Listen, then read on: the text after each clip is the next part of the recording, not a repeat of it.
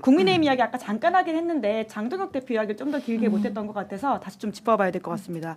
장동혁 대표는 이제 이명박 전 대통령을 만났어요. 신년에. 예, 이제 그러면서 결과적으로 한동훈 전 대표에 대해서는 끊고 가겠다는 취지의 이야기를 한 것 같은데요. 오늘 나온 윤리위 어떤 호선이라고 하는 것들이 윤리위원장 호선이 그에 대한 연장선으로 보이는데 그러면 이제 확실하게 장동혁이 체제를 장악할 수 있을 것인가에 대해서는 어떻게 보세요? 장악까지는 못해도 한동훈 전 대표랑 같이 가면 더 장악력이 흔들린다는 인식을 갖고 있고 그 현실 인식은 어느 정도 맞을 수도 있어서 같이 가기에는 그 골이 너무 깊어요. 그냥 어떤 사감의 골이 깊은 게 아니라 정치적인 노선도 너무 다릅니다.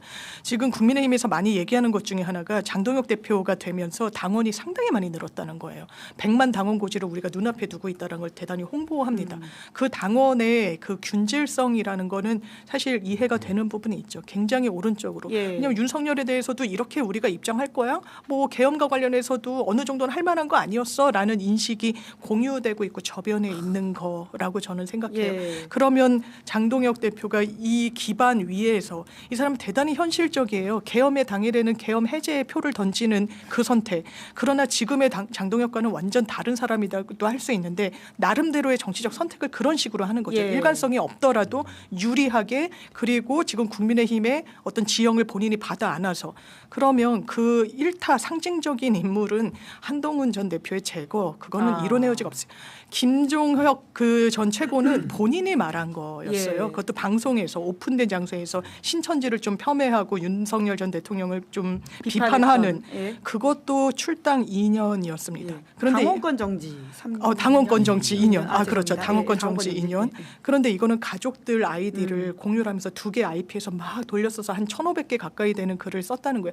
한동훈 대표의 답변 해명은 그 포인트가 엇나간 게 뭐 가족들이 익명해서 언론의 자유 운운하는데 그걸 문제하는 게 아니에요. 1,000몇백 개를 동원을 해가지고 하면서 당원 게시판에 건전한 여론 형성을 방해했다라는 거예요. 거기에 대해서는 저는 답변하는 거 최소한 못 들었습니다. 이걸 그냥 가져갈 것이냐. 이 어떤 당원권 정지 2년보다 훨씬 비난 가능성은 높다라고 인식할 거예요. 그러면 거의 제명은 수순이다라고 저는 생각합니다. 주말에 정치인사 윤희석 전 대변인이 그 하친 한동훈계로 꼽히지 않습니까? 그분은 그 부분에 대해서 사과할 문제가 아니라고 주장하더라고요. 그 자유로운 의견 표명인데 왜 사과해야 되느냐. 자유로운 의견 표명 아닙니다. 한동훈식 그 어떤 수사 잣대로 보면 이게 업무 방해 아니겠습니까? 왜냐하면 왜 두 개 IP에서 가족들의 그거를 돌렸습니까? 이런 부분과 관련해서 단순히 논설 뭐 칼럼만 인용해서 대단히 합리적인 것처럼 썼다고 하는데 표로 정리된 걸 보면 그런 수준을 훨씬 넘는 거 아니겠습니까? 이런 부분과 관련해서 여기에 대해서는 사과할 문제가 아니다. 한번 그렇게 가면 그 끝이 어떨지는 사과를 하더라도 끝이 지금 달라지진 않을 거라고 생각합니다만 사과조차 안 하는 거는 공인의 자세는 아니죠. 다만 사과할 문제가 있다고 한다면 당이 이렇게 어려운 시기에 이런 논란으로 그러니까 대여전선을 펼치지 못하고 당내 분쟁을 만드는 것에 대한 도의적 책임에 대해서는 송구하다 정도 이야기할 수 있겠지만 그 부분은 사과할 문제가 아니다 이렇게 좀 주장을 하셨다라는 의견을 전하겠습니다. 근데 이제 그 윤희석 대변인 같은 분들이 하나 놓치고 있는 게 지금 익명 게시판에서 글 썼다고 뭐라 하는 게 아니에요. 그러니까 문제의 포인트를 지금 자꾸 이상한 쪽으로 흐리고 있는데 우리가 예를 들어보면 주식 투자는 범죄가 아니거든요. 장려할 일입니다. 근데 주가 조작은 범죄죠.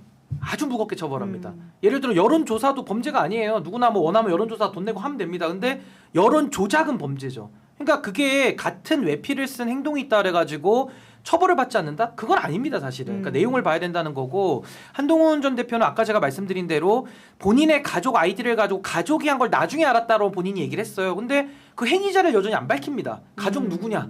이게 지금 안 나오고 있어요. 그러니까 그게 문제인 거고 또 하나는 특정 언론사와 결합이 돼서 한동훈 띄우기라는 하나의 여론 형성을 했고 거기에 대한 최대 수혜자는 누굽니까? 그게 한동훈 대표 본인이거든요. 그러니까 거기에 대해서는 전 정치인으로서는 뭐 사과 안 한다? 그러면 뭐 답이 없죠. 저쪽에서 좀 돌로 쳐서 들이받는 소 친다 그러는데 아마 돌멩이 수가 더 늘어나지 않을까 이런 생각이 들고요. 그리고 저는 참 국민의힘은 이해되지 않는 게 보통 우리가 역사에서도 보다면은 내부에서의 결집을 위해서는 외적을 상정해놓고 외적을 가지고서 보통은 내부 그 분란을 돌파하지 않습니까? 근데 여긴 또 거꾸로예요.